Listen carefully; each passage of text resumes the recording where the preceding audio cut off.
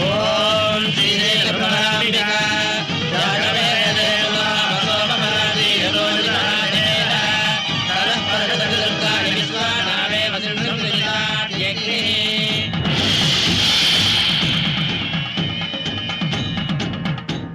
శ్రీశైల భ్రమరాంబికా చెల్లి, ఏంటి అంత ఎత్తున ఉన్న శ్రీశైల శిఖరం వదిలి ఈ దుర్గమ్మ కొండకొచ్చావు?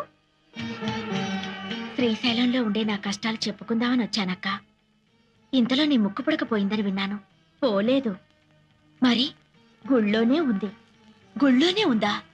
కృష్ణవేణి చెల్లి నా ముక్కు పుడక అందుకోవాలని ఉరకలేస్తుంది. అది జరిగితే ప్రళయం వస్తుందిగా, అందుకని నేనే తీసేశాను. ఎక్కడుంది? ఈ రాత్రి 1000 సంవత్సరాలకి ఓసారి వచ్చే దుర్గాష్టమి. 7 గ్రహాలు మకర రాశిలో కలుస్తాయి. చంద్రగ్రహం సూర్యగ్రహం మాత్రం కన్యారాశిలో ఉంటాయి. ఆదిశక్తి అపరజ్యోతియే ఆకాశంలో వెలుగుతుంది. త్రిమూర్తులు కూడా ఆ జ్యోతికి యజ్ఞశక్తిని ధారపోస్తారు. ఈ రాత్రి ఆ దివ్య గడియల్లో ఎవరైతే నా వ్రతం చేస్తారో వాళ్లకు నా ముక్కుపుడక దక్కుతుంది. నీ వ్రతం నేను చేస్తానక్క. ఏంటి, శ్రీశైల భ్రమరాంబికవు నువ్వు నా వ్రతం చేస్తావా? నీ ముక్కుపుడకని పెట్టుకుంటేనైనా శ్రీశైలానికి కొత్త కళ వస్తుందేమోనని. ఆదిశక్తి అంశలం, అందరం ఒకే రూపాలం, అక్కా చెల్లెళ్ళం. నువ్వు నా వ్రతం చేస్తే నా వ్రతం నేను చేసుకున్నట్టవుతుంది.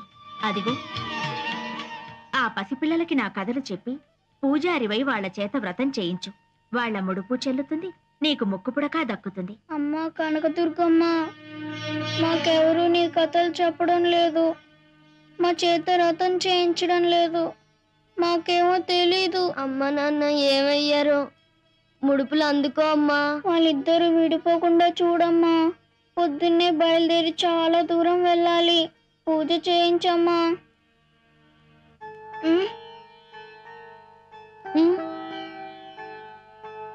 ఏంటి,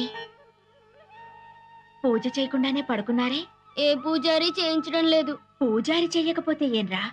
ఆ అక్కకి చెల్లిని, ఆ అక్క పూజారమ్మని నేనున్నానుగా. నీకు మంత్రాలొచ్చా? ఆ దుర్గమ్మే ఓ వేద మంత్రం. ఇక వేరే మంత్రాలు ఆవిడకెందుకు? కనకదుర్గమ్మ కథలు కూడా వచ్చా?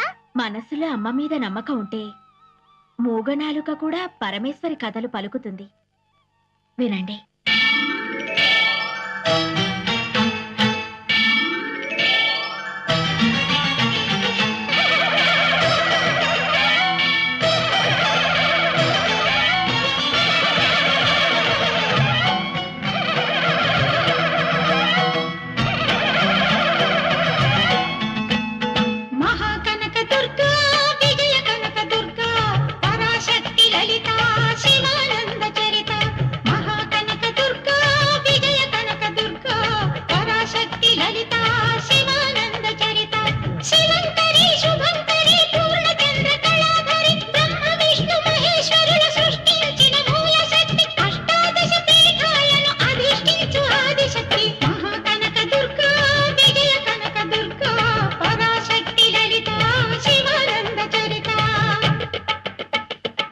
నిండు మనసుతో అమ్మ ఉందని నమ్మిన వారికి కళ్ల ముందు కనిపించే దైవం అవుతుంది. లేదనుకునే అల్పులకి ఆమె కళ్ళు తెరిపిస్తుంది.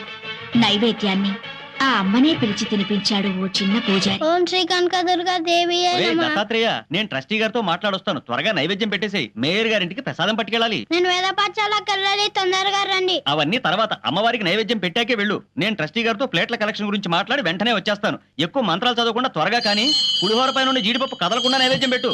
తినమ్మా తిను. నేను వేద పాఠశాలకు వెళ్ళాలి. ఆలస్యం అయితే మాస్టర్ గారు కొడతారు. తినమ్మా తిను. మా అమ్మవు కదా, తొందరగా రా అమ్మా. త్వరగా వచ్చి తినకపోతే నేను ఇవాళంతా భోజనం చేయను.